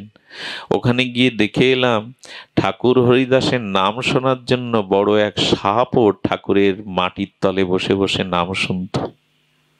সাপের রুচি হলো না শুধু আমার। সাপটা বিষধর, তো মাটিটাই বিষময় হয়ে গেছিল। ভক্তরা ওই মাটিতে বসে হরিনাম শুনত, তাতে তাদের কষ্ট হতো। এই জন্য ঠাকুরকে নিবেদন করলে ঠাকুর হাত জোড় করে বলেছিলেন, ভক্তরা কষ্ট পাচ্ছে, তুমি এই স্থান থেকে অন্য স্থানে গমন করো। সেই গুফাটা দেখে এলাম, এখনো বড় গুফা। সেই গুফা থেকে সাপটা মাথা নিচু করে চলে যাওয়ার আগে একবার ঠাকুরের দিকে দৃষ্টি দিয়েছিল। অনুভবীরা বললেন, কি নিবেদন করলো জানো প্রভু? জিহ্বা আমারও আছে, আমিও শরীর পেয়েছি, কিন্তু কৃষ্ণ বলতে পারলাম না এই জন্মে। এই জন্য আগামী যদি কোনো জন্ম দাও, যেন তোমাকে ডাকবার ভজন করবার একটা জন্ম দিও। সবার জিহ্বা আছে, কৃষ্ণ বলতে পারে না। কুকুর শুকুর গুলো তো পারে না।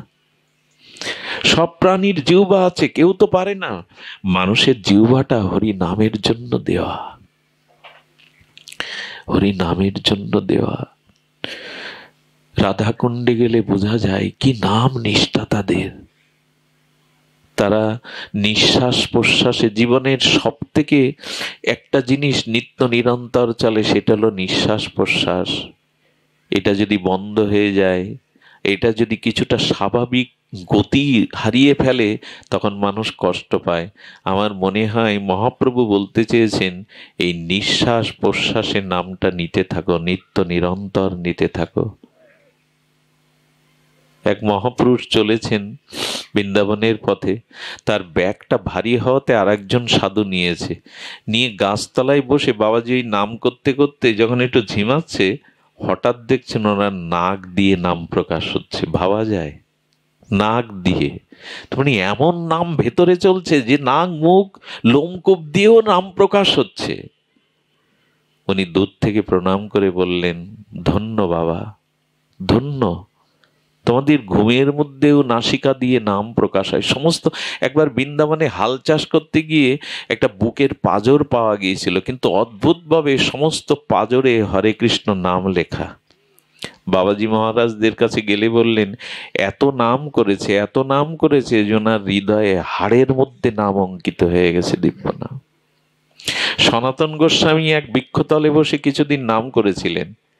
ওনার অপ্রকাটের পরে বৃক্ষটাও শুকিয়ে যায়। সেই শুকনো বৃক্ষের ছাল উঠে গেলে দেখা গেল বৃক্ষের মধ্যেও হরিনাম অঙ্কিত হয়ে আছে। ওনার স্পর্শে, ওনার দিব্য হরিনামে, হ্যাঁ, আমাদের রক্ষা কবচ। এটা হরিনাম হলো আমাদের রক্ষা কবচ। এই জন্যই যুগধর্ম নাম সংকীর্তন। ঠাকুর হরিদাস জগৎকে জানালেন নামই আমাদের যুগধর্ম। হরিদাস ঠাকুরের একটু কথা বলি। শাস্ত্রে প্রণাম করেছেন, নমামি হরিদাসং তং চৈতন্য তঞ্চ তৎপ্রভুম। আমরা ঠাকুর হরিদাসকে প্রণাম করি তৎ মহাপ্রভু শ্রীকৃষ্ণ চৈতন্যকে। সংস্থিত অপি যৎ মন্ত্রী সাংকে য নত্ত য। মহাপ্রভু যার নিথর দেহটাকে কোলে করে প্রেমাবিষ্ট হয়ে মহাপ্রভু নৃত্য করেছিলেন। হরিদাস ঠাকুর নামে প্রভুর মন এতটা জয় করেছিলেন, প্রভু এতটা প্রিয় হয়ে উঠেছিল। কোনো মৃত মানুষকে দেখতে গেলে আমরা স্নান করি, মরা দেখে এসেছি, অশুদ্ধ হয়ে গেছে, তাই স্নান করে ঘরে ঢুকি। মৃত ব্যক্তির কাছে দুর্গন্ধ ছড়ালে কেউ যেতে চায় না, দূর থেকে নাকে কাপড় দিয়ে অনেক পরিচিত জন দেখে। আর মহাপ্রভু হরিদাসের দেহটা কোলে তুলে নিয়েছেন। শুধু কোলে তুলেননি, হরিদাসের তনু প্রভু কোলেতে উঠাইয়া অঙ্গনে নাচেন প্রভু প্রেমাবিষ্ট হইয়া। প্রভু প্রেমে নৃত্য করছেন, আর কি করছেন জানেন? বারবার হরিদাসকে বুকে জড়িয়ে ধরছেন। হরিদাসের দেহ প্রাকৃত দেহ নয়। নাম নিতে নিতে মহাপ্রভুর কৃপায় চিন্ময় দেহকে বারবার জড়িয়ে ধরছেন।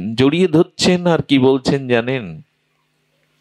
হরিদাস, সারাটি জীবন আমি তোমাকে ধরতে গেছি, স্পর্শ করতে গেছি, তুমি পামর ভেবে, অধম ভেবে, অস্পৃশ্য ভেবে আমাকে তুমি কখনো বুকে জড়িয়ে ধরতে দাওনি। হরিদাস, আজকে বাধা দেবে না? আজকে নিষেধ করবে না তুমি?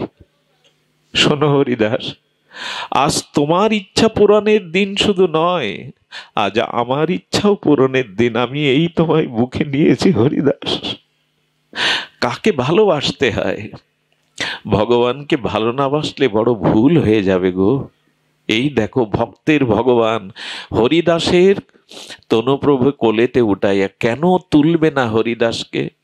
মহাপ্রভু যখন সন্ন্যাস নিয়ে নিত্যানন্দ প্রভু অদ্বৈত ঘরে এনেছিলেন, সেই কটা দিন প্রভু কাটিয়ে মাকে দর্শন দিয়ে নবদ্বীপবাসীদের বিরহ শোক তাপকে প্রশমিত করে প্রভু যখন আবার লীলাচলের পথে যাবেন, তখন হরিদাস সবার পিছনে এসে দাঁড়িয়েছে। হরিদাস মহাপ্রভুর সামনে যেতেন না। যিনি ব্রহ্মা, যিনি নিত্য নিরন্তর নিষ্ঠার সহিত 3 লক্ষ নাম করেন, তিনি নিজেকে এতটা অযোগ্য, স্বাভাবিক দৈন্য এমন ছিল যে প্রভুর সামনে কোনোদিন দাঁড়াতেন না। পেছনে দাঁড়িয়ে আছে। পেছনে দাঁড়িয়ে কি বলেছিলেন সেই মর্মভেদী হরিদাসের নিবেদন শুনুন। হরিদাস নিবেদন করছে, লীলা চলে চলিলে তুমি মোর কোন গতি। আহা, এই হলো ভক্তের দৈন্য।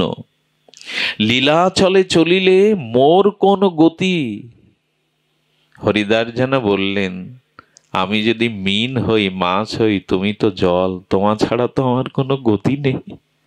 প্রভু তুমি লীলা চলে চললে আমার কি গতি? এই ঠাকুর হরিদাস ছিলেন সিদ্ধ বকুলের তলায় নিত্য নিরন্তর। আচ্ছা, কি মজার ঘটনা দেখুন। নদী চিরকাল সাগরে গিয়ে মেশে, সাগর নদীর কাছে আসতে যাবে কেন? কিন্তু হরিদাস আর মহাপ্রভুর লীলায় বিপরীত। এখানে হরিদাস কখনো গাম্ভীরায় যাননি, হরিদাস কখনো জগন্নাথ মন্দিরে যাননি, নিজেকে অধম মনে করতেন, যোগ্য মনে করতেন না। যবনের ঘরে লালিত পালিত হয়েছি, জগন্নাথ দর্শন আমার, এই জন্য মহাপ্রভু উল্টো স্রোত বইছে। মহাপ্রভু বললেন, হরিদাস তুমি না আসতে পারো, আমি নিত্য তোমার কাছে যাব। হরিদাস তুমি আমার কাছে না আসতে পারো, এই স্থানে রহ করো নাম সংকীর্তন, প্রতিদিন আসি আমি দিব দর্শন, আমি আসব। একটু ভক্তি, একটু নাম নিয়ে থাকুন, আপনাকে ভগবানের পিছনে ছুটতে হবে না, ভগবানই একদিন আপনার কাছে আসবে। মন্দিরের চক্র দেখতেন, আড়াল করে গাছের শাখা পোশাকাগুলো সরিয়ে চক্র দেখে প্রণাম করতেন। হরিদাস ঠাকুরের দৈন্য নিজে নিজে যেতেন না। মহাপ্রভু তাকে কত বড় উপাধিতে ভূষিত করেছেন দেখুন, এই উপাধি আর কেউ পায়নি। প্রভু কহে, তোমার স্পর্শী পবিত্র হইতে তোমার পবিত্র গুণ নাহিত আমাতে। শ্রীকৃষ্ণ চৈতন্য বলছেন তোমার মতো পবিত্র গুণ আমাতেও নাই হরিদাস। আর কি বলছেন, ক্ষণে ক্ষণে করো তুমি সর্বতীর্থে স্থান, ক্ষণে ক্ষণে করো তুমি যোগ্যতা অবদান। এই দেখুন হরিনামের মহামহিমা, যিনি নিত্য নিরন্তর হরিনাম করেন তিনি সর্বক্ষণ তীর্থে স্নান করেন, সর্বক্ষণ যোগ্য দান করেন, তার কোনো কিছু বাকি থাকে না। প্রভুই মুখে বললেন, নিরন্তর করো চারি বেদ অধ্যয়ন, দ্বিজন্যাসী হইতে তুমি পরম পাবন। যে হরিনাম আশ্রয় করে সে চারি বেদ অধ্যয়ন করে, সে দ্বিজ ন্যাসী হইতে পরম পাবন। আমি পুরো হরিদাস নির্যান জানাবো না, তবু বলি এই হরিদাস ঠাকুর তিনি বিদ্ধ হয়েছেন, নাম সংখ্যা ধীরে লয়ে তিনি নাম নিচ্ছেন। ঠিক তার শেষ কোনো নির্জানে, কোনো প্রয়াতবার্ষিকী, হয়তো ভীষ্মের নির্জান, নালে ঠাকুর হরিদাসের মহিমা একটু কীর্তন করতে হয়।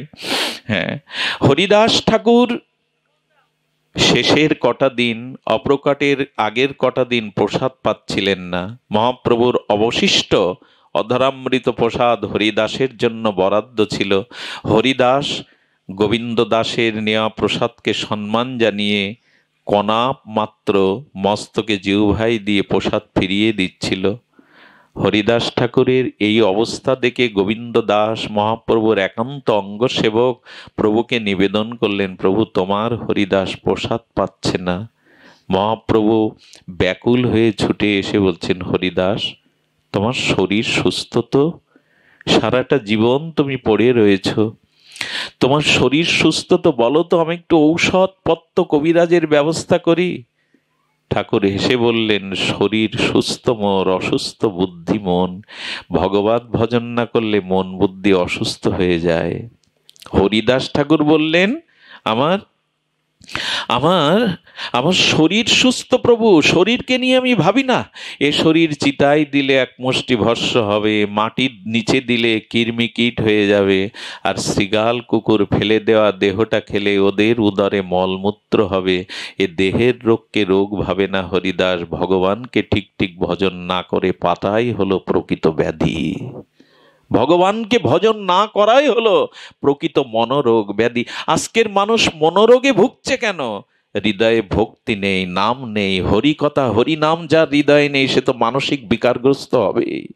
হরিদাস বললেন, অসুস্থ বুদ্ধিমন। মহাপ্রভু বলছেন, হরিনাম সংখ্যা কম করো, বিদ্ধ হয়েছ। তোমার নামে লক্ষ হীরা উদ্ধার হলো, তোমার নামে মায়া দেবী পর্যন্ত পরাভূত হয়ে তোমার শিষ্যা হলো। হরিদাস সংকল্প করো।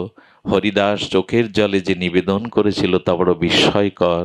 প্রভু, জীবনে যতটুকু শ্বাস আসে অন্ন না পেলেও বাঁচব, কারণ নারী মনে হয় বেঁচে থাকে কিছুদিন অন্ন জল না পেলেও, মানুষের নারী। কিন্তু বললেন, নামামৃত বিনে যদি খায় অন্ন পানে, তবু ভক্তের দুর্বল জীবন। এই দেখুন কি পরিভাষা। বললেন, প্রভু অন্ন না পেলেও বাঁচবো, কিন্তু তোমার নাম না নিলে তো বাঁচবো না গৌর হরি। এই জন্য অন্ন নিতে গিয়ে সময়টা ব্যয় হলে আমি সংখ্যা নাম সময় মতো পূর্ণ করতে পারছি না। এই জন্য বললেন, হরিদাস ঠাকুর রাজ শাসকের সামনে, মৃত্যুদণ্ডের সামনে দাঁড়িয়ে ভজন কত দৃঢ়তা। খণ্ড খণ্ড হয় যদি দেহ মন প্রাণ, তবু না বদনে ছাড়িব। পারবো তো আমরা মৃত্যুদণ্ডে রাজ শাসকের সামনে দাঁড়িয়ে এই কথা বলতে? একটা কথা বলি, যতই দুর্যোগ আসুক, যতই অন্ধকার আসুক, যতই পরিস্থিতি বিরূপ হোক, ভগবানের নাম কেউ ছাড়বেন নাই। নামই রক্ষা করবে, নাম রক্ষা করবে আমাদের, নাম পরিত্যাগ করবেন না। হরিদাস ঠাকুর বলেছিলেন, আমার দেহ খণ্ড খণ্ড করতে পারো, কিন্তু জিহ্বায় আমি নাম। একজন শাসকের সামনে, মৃত্যুদণ্ডদাতার সামনে দাঁড়িয়ে একথা হরিদাস ঠাকুর বলেছিল, নাম পরিত্যাগ করবেন না। হরিদাস ঠাকুরের বিষণ্ণ বদনে চোখের ভাষা মহাপ্রভু অনুভবে বুঝতে পেরে বলছেন, কিছু বলবে হরিদাস, কিছু বলবে? হরিদাস তখন বারবার বারবার যেন লজ্জিত হয়ে বলতে গিয়েও বলতে পারছে না। কি জানেন, এক বাঞ্ছা হয় মোর বহুদিন হইতেই। দেখুন, আচ্ছা, বহুদিন একটা ইচ্ছা আমার মনে, হরিদাস বলছে না কেন মহাপ্রভুকে? আমার কথা কি বোঝা যায় বাবা? অনেক দিনের ইচ্ছা, তা প্রতিদিন গৌর হরি তোমার কাছে আছে, তুমি বলতে পারো না? হরিদাসকে মহাপ্রভু একদিন ডেকে বলেছিল বর চাও। হরিদাস অবনত মস্তকে বলেছিল চাওয়ার তো একটা যোগ্যতা লাগে প্রভু, চাইবারও তো একটা যোগ্যতা লাগে, চাইলে কি পাওয়া যায় যোগ্যতা ছাড়া? আমার যে যোগ্যতা নেই তোমার কাছে কিছু চাওয়ার। হরিদাস এত ধন্য করো না, তুমি আমার কাছে কিছু চাও, প্রভু দেবে। তবে শোনো, আমি জগতে যা করে গেলাম তাতে আর ভক্ত হয়ে মনুষ্য শরীর নিয়ে জন্মাতে পারবো না আমার মনে হয়। কি ধন্য যদি পারো বৈষ্ণবের দুয়ারে উচ্ছিষ্টভোজী কুকুর করে জন্ম দিও। আমি ভজন করিনি, আমি তোমার চরণে আত্মসমর্পণ করিনি যে আমি তোমার স্বরূপ ধামে ফিরে যাব। প্রভু একটা নিবেদন, যদি আবার জন্ম হয় বৈষ্ণব উচ্ছিষ্টভোজী কোনো কুকুর করে আমাকে জন্ম দিও। অহংকার মানায় আমাদের, আভিজাত্য দাম্ভিকতা মানায়। এই হরিদাস বললেন বহুদিন হইতে আমার একটা বাঞ্ছা হয়, কিন্তু বলতে পারছেন না। লীলা সম্বরেবে তুমি লয় মোর চিতে। এই দেখুন মা সন্তানের মুখ দেখে বুঝে নেয় ওর খাওয়া হয়েছে কিনা। মহাপ্রভু বেশি দিন আর লীলায় থাকবেন না, মহাপ্রভু লীলা অপ্রকট করবেন, এটা হরিদাস বুঝতে পেরেছে। তাই সারা জীবন যে প্রভুর কাছে চাইবার যোগ্যতা রাখে না, সে বলছে বহুদিন হতে এক বাঞ্ছা আমার, যদি অনুমতি দাও তো চাই। মহাপ্রভু বললেন হরিদাস জানলো কি করে, হরিদাস জানলো কি করে যে আমি আর বেশি দিন লীলায় থাকবো না? হরিদাস যে আমার মনের কথা জেনে গেছে। মহাপ্রভু তখন গম্ভীর হয়ে গেছে, হরিদাসকে বলছে তোমার সেই বাঞ্ছাটা কি বলো। আহা, পৃথিবীতে এমন চাওয়া বুঝি কেউ চায়নি। হরিদাস বললেন সেই লীলা প্রভু মোরে কবু না দেখাইবা। প্রভু কি বলছেন, আপনার আগে মোর শরীরও পারিবা। ভগবানের কাছে জীবনে প্রথম হরিদাস চাইছে কি চাইছে? মা, আমার মনে হয় তুমি আর বেশি দিন লীলা প্রকট থাকবে না, তোমার লীলা সংবরণ করবে। প্রভু চাওয়াটা কি জানো? আমি যেন তোমার আগে জগৎ থেকে যেতে পারি। সারা জীবনে শুধু একটি জিনিস চাইছেন, তাও এই যে তোমার আগে যেন আমার শরীর পড়ে।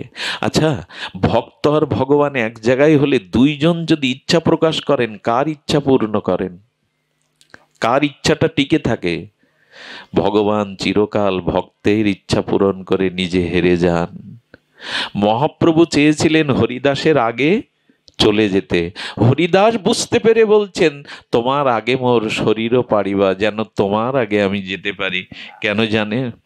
যেদিন তুমি লীলা অপ্রকাট করে আনন্দ ভক্তি যজ্ঞ অবসান হয়ে যাবে, সেদিন লীলাচলের বাতাসে অন্ধকার অভিশাপ নেমে আসবে।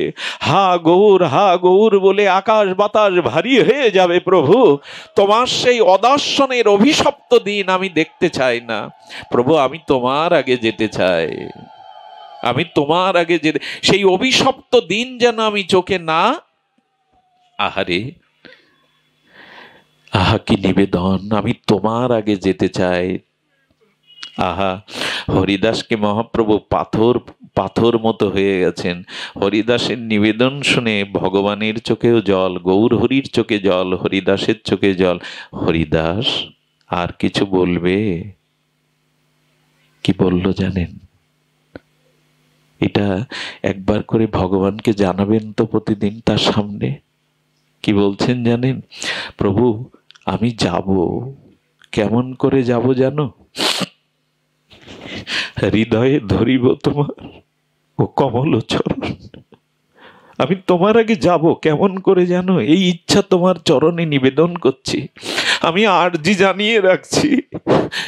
হৃদয়ে ধরিব তোমার কমল চরণ, নয়নে হেরিব তোমার ও চন্দ্রবদন, জিহ্বায় উচ্চারিব শ্রীকৃষ্ণ চৈতন্য নাম, এই মতো ইচ্ছা মোর ছাড়িব পরাণ। প্রভু আমি যেতে চাই, কি করে জানো? আমার শেষ সময়ে তোমার কমল চরণটা যেন আমি বুকে ধরতে পারি। আমার নয়ন রূপ ভ্রমর যেন তোমার বদন রূপ কমলের মধুপান করতে পারে, আর আমার জিহ্বাই যেন শ্রীকৃষ্ণ চৈতন্য এই উচ্চারণ হতে হতে আমি দেহ ছাড়বো, এই আমার ইচ্ছা। ভগবানের সামনে এই প্রার্থনা করবেন, প্রভু মৃত্যুর সময় পুত্র কন্যা আত্মীয় স্বজনকে দেখি আর না দেখি তোমার চরণখানা যেন মনে পড়ে, আর কাউকে দেখতে যেন স্বাদ না হয়। সারা জীবন তো এদের দিকে তাকিয়েছি, তোমার দিকে তাকানো হয়নি। শেষের দিনে যেন অন্তত তোমার চরণটাকে স্মরণ করে যেতে পারি। এই প্রার্থনাটা জানি। মহাপ্রভু নীরব হয়ে গেলেন, কিছুক্ষণ চুপ হয়ে গেলেন। ডাক্তার বলে চোখে জল এনো না, দৃষ্টি নষ্ট হয়ে যাচ্ছে। তাকে আর মানাই গো, জল দরকার। আমাদের হৃদয়টা না অনেক শুকিয়ে গেছে, অনেক শুকনো হৃদয়। সংসারের জন্য বিপদ, আবার টাকা পয়সার জন্য কত কাঁদি আমরা। ভগবানের জন্য কবে কাঁদবো বলতে পারেন? লজ্জা ঘৃণা ভুলে খুব হালকা হওয়া যায় জানেন। ভগবানের জন্য দুপুরটা চোখের জল ফেললে বুকটা অনেক হালকা হয়, অনেক পথটা মসৃণ হয়ে যায়, পথটা পরিষ্কার হয়ে যায়। মহাপ্রভু তখন বলছেন, প্রভু কয়ে হরিদাস তুমি যা মাগিবে, তুমি যা প্রার্থনা করবে কৃষ্ণ অবশ্যই তা পূরণ করবে। মহাপ্রভু চলে গেলেন। এর পরের ইতিহাস আপনাদের জানা, আমি সময় নেব না। প্রভু পরের দিন জগন্নাথ দর্শন করে এসেছিলেন। সেদিনে একা আসেননি আমার গৌর সুন্দর, সাথে প্রিয় ভক্ত পরিকরগণ এসেছিল। হরিদাস মৃদুমন্দ করে দেহটাকে এলিয়ে দিয়ে আর নিত্য নিরন্তর নাম নিয়ে চলেছে। মহাপ্রভু ভক্ত পরিকর নিয়ে সিদ্ধ বকুলে যখন এলেন, হরিদাস চোখ মেলে তাকিয়ে বলছেন, এসেছো প্রভু, এসেছো হৃদয়ের দেবতা। সেদিন কি করেছিলেন জানেন? বৈষ্ণবদের দেখে বলল, ও ভাগ্য, হরিদাস উঠতে পারছে না, এই জন্য বৈষ্ণবদের চরণধুলিতে অঙ্গ ভূষিত করবে বলে গড়াগড়ি দিতে লাগলেন, আর হাত দিয়ে বৈষ্ণবের চরণধুলি মাখতে লাগলেন, ভক্তের চরণধুলি মাখতে লাগলেন গৌর হরি। আর কি করলেন? রামানন্দ সার্বভৌম সবার অগ্রেতে হরিদাসের গুণ প্রভু কীর্তন করছেন। তোমরা জানো হরিদাসকে? ওই চরণধুলি নিলেন। এমন ভাগ্য কার বলুন তো? বৈষ্ণবের চরণ রেণু ভূষণ করলেন, তনু ভূষণ করলেন, মস্তকে নিলেন, আর গৌরীর চরণে নিবেদন করলে, একবার দেখাও, একবার তোমার ভুবন ভোলানো সেই নটরাজ শিবা সঙ্গনে তুমি যে কীর্তন শুভ আরম্ভ করেছিলে, সেই নর্তন কীর্তন একবার গৌর হরি দেখাও। হরিদাসকে মাঝগানে রেখে বেড়িয়ে কীর্তন করে মহাপ্রভু হরিনাম করতে লাগলেন। সেই ভুবন ভোলানো রাধা ভাবকান্তি রূপ মাধুর্যে মহাপ্রভু আকাশ বাকাশ বিদীর্ণ করে হরিনামের ধ্বনি তুললেন। নটরাজ নিত্য সংকীর্তনে হরিদাস পরম আনন্দ পেতে লাগলো। হরিদাস বললেন, এই তো সময়, এই তো সময়। আর শ্রীকৃষ্ণ চৈতন্য শব্দ বলে বারবার, প্রভু মুখ মাধুরী পেয়ে নেত্রে জলে ধার। শ্রীকৃষ্ণ চৈতন্য শব্দ করিতে উচ্চারণ, নামের সহিত প্রাণ করিল উৎক্রমণ। মহাপ্রভুর এক অনুরাগী ভক্ত প্রভুকে নিয়ে বসালেন, প্রভুর চরণ হৃদয়ে ধরলেন, নয়নে দিলেন, আর শ্রীকৃষ্ণ চৈতন্য শব্দ করিতে উচ্চারণ, নামের সহিত প্রাণ করিল উৎক্রমণ। মহাযোগেশ্বরের যেমন স্বাচ্ছন্দ্য মৃত্যু ভীষ্মদেবের, আজ হরিদাসও সেই স্বেচ্ছায় চলে গেলেন। এরপর প্রভু অঙ্গনে নাচলেন। স্বরূপ দামোদর বললেন, প্রভু হরিদাসকে দাও, তার অন্ত্যেষ্টিক্রিয়া করতে হবে। আর সবাই তুলে নিল হরিদাসকে। যখন হরিদাসকে তুলবে, সিদ্ধ বকুল দুপোটা চোখের জল আর বকুল ফুল হরিদাসের শ্রীঅঙ্গে দিয়ে বললে, ঠাকুর আর তো কেউ আমাকে নাম শোনাবে না, আর তো তোমার মতো 3 লক্ষ নাম কেউ শোনাবে না। এই যাওয়ার বেলায় আমার শ্রদ্ধা নাও। আজ গাছ কাচ্ছে, সিদ্ধ বকুল চোখের জল আর বকুল ফুল দিয়ে দিল। সমুদ্র তীরে হরিদাসের দিব্য দেহখানা রাখলে সমুদ্র যেন হু হু করে শাসা করে আজ ক্রন্দনে বলছে, ও ঠাকুর তুমি চলে গেলে আমার তীরে কে আর এমন করে নাম শোনাবে। আজ ভক্ত বিরহে সমুদ্র কাঁদছে, সিদ্ধ বকুল কাঁদছে। মহাপ্রভুর চোখে জল এলেন, পুরীর সমুদ্রে স্নান করালেন। স্নান করাতে গিয়ে মহাপ্রভু বললেন, শোনো ভক্তগণ, হরিদাসের পাদদক যে পান করবে তার অচিরেই প্রেম ভক্তি হবে। আজ ভক্তগণ হরিদাসের পাদদাগ পান করলেন, আর সমুদ্রকে মহাপ্রভু বললেন, তুমি তীর্থ ছিলে, আজ হরিদাসের দেহ অভিষেকে তুমি মহাতীর্থ হয়ে গেলে। আজ থেকে তুমি মহাতীর্থ। হরিদাসের দেহটা মুছে জগন্নাথের প্রসাদী পট্ট ডৌরি আর প্রসাদী চন্দন পুষ্পমালায় শোভিত করে বালু সমাধিতে হরিদাসকে শুইয়ে দিয়ে মহাপ্রভু নিজে হাতে বালি দিয়েছিলেন। বালিটা দিতে গিয়ে প্রভুর বুক বড় ব্যথায় ভরেছিল। সারা জীবন তোমাকে কিছু দিতে পারিনি, আজ এই বালু নাও। চোখের জলে যেন অঞ্জলি করে হরিদাস ঠাকুরের সমাধিতে মহাপ্রভু বালি দিলেন। তারে বালো দিয়া উপারে পিণ্ডা বাঁধাইল, চৌদিকে পিণ্ডার মহা আবরণ কইল। তাহা বেড়ি প্রভু করে কীর্তন নর্তন, হরি হরি কোলাহলে ভরিল ভুবন। মহাপ্রভু হরি নামে যেন ভুবন ভরিয়ে দিলেন। এরপর শ্রী গৌরচন্দ্র সিংহদ্বারে আসি প্রভু পশারির ঠায় আঁচল পাতিয়া প্রসাদ মাগিল ততায়। হরিদাস ঠাকুরের মহোৎসবতরে প্রসাদ মাগিয়া ভিক্ষা দেহ আপনারে। আজ স্বয়ং ভগবান লক্ষ্মী জনার্দনপতি অন্নপূর্ণা যার চরণ সেবার জন্য ব্যস্ত, সেই হরিদাসের মহোৎসবে ঠাকুর হরিদাস আঁচল পেতেছেন পাশুরির কাছে। আমার হরিদাসের মহোৎসব ভিক্ষা দাও। স্বয়ং ভগবান আজ ভিক্ষার আঁচল পেতেছেন। একমাত্র ভক্তের জন্যই ভগবান এটা পারেন। ভক্ত ছাড়া তার এমন তো কেউ আপনায়। সেই ভিক্ষা করতে দেখে আর সরব দামোদর অনুভবী ভক্তদের বললেন, প্রভুর কাঁধে দিও না, প্রভুর কাঁধে দিও না, আমাদের কাছে দাও। মহাপ্রভু কাশী মিশ্রের আলাই থেকে প্রসাদ এলো, আর জগন্নাথের প্রসাদই এই প্রসাদ মহাপ্রভু ভক্তদের বসালেন, নিজে আসন পেতে দিলেন। এই দেখেন আমার গৌর হরি বৈষ্ণব সেবা নিজে করে দেখাচ্ছেন। আজ মহাপ্রভু নিজে আসন দিলেন, ভক্তদের পাতে নিজে পরিবেশন করছেন। এক একজনের পাতে 5 জনের মতো করে প্রভুর হাতে কি কম ওঠে গো? আজ আমার হরিদাসের মহোৎসব। এই জন্য কারো মৃত্যুবার্ষিকীতে একটু হরিকথা, হরিনাম, বৈষ্ণব সেবা মহাপ্রভুই শিখিয়েছেন। এতেই আত্মার প্রভূত কল্যাণ হয়। আত্মীয় স্বজন দিয়ে আমরা যা করি তাতে কতটুকু কল্যাণ হয় জানি না। লৌকিকতা হয়তো রক্ষা হয়, কিন্তু বৈষ্ণব সেবা, হরিনাম, হরিকথা দিলেই আত্মার কল্যাণ হয়, আত্মা প্রভূত প্রশস্তি পায়। এই জন্য মহাপ্রভুর নির্দেশ এই মহোৎসব। ভক্তরা প্রসাদ পাচ্ছে না, কারণ গৌর হরি তো সারাদিন কিছু পাননি, উনি মুখে জলও দেননি। প্রভু তুমি না পেলে কি ভক্তরা পায়? জোর করে স্বরূপ দামোদর মহাপ্রভুকে বসালেন, আর বক্রেশ্বর পণ্ডিত স্বরূপ দামোদর পরিবেশন করলেন। ভক্তদের বিদায় দিচ্ছেন প্রভু। দিতে দিতে আমরাও বিদায় বেলা এসে গেছি। প্রভু হরিদাসের নির্জানে যে ভক্তদের বিদায়ের আশীর্বাদ দিলেন তা চৈতন্য চরিতামৃতকার বড় স্বর্ণাক্ষরে লিখে গেলেন। শুনুন, সেই শব্দগুলো কানে গেলেই গৌর প্রীতি, হরিদাস প্রীতি আপনার হৃদয়ে আসবে। হরিদাসের বিজয় উৎসব যে কইল। আপনারা আপনাদের মানস নেত্রে নিশ্চয়ই হরিদাসের বিজয় উৎসব দেখেছেন। আচ্ছা, কারো মৃত্যুকে বিজয় উৎসব বললেন কেন? হরিদাসের বিজয় উৎসব যে কইল। জীবনের শ্রেষ্ঠ বিজয় কি জানেন?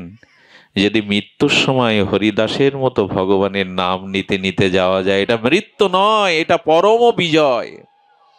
যদি শেষের দিনে ভগবানের নাম নিতে নিতে যেতে পারেন, এটাই হলো পরম বিজয়, এটাকে মৃত্যু বলে না।